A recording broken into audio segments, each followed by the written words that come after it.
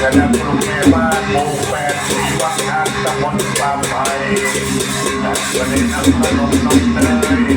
พันมาม่าขนมพันมาม่าในคณะนะครับ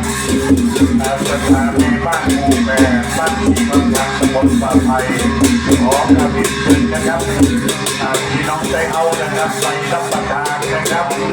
ขนมพันมาม่าน้ำดื่มของหมู่8ได้นะครับ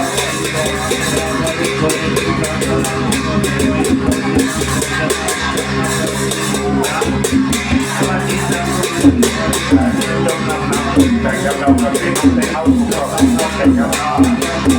พี่น้องใจพี่น้องพี่น้องแต่กับเราที่ไหนมาโมเคยกับโมกับข้าพลังได้ยังแต่กับเราถ้าฝนตกลงมาพลังมันจะมีฝนกันทางนอก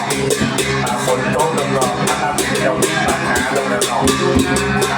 พลังจะมีน้ำมีฝนมาช่วยกันโมกับข้าพลังเจ้ากับข้างนอก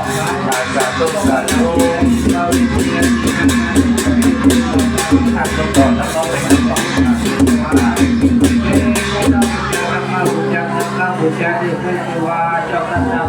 อย่าเลยยังตรง12 ราศี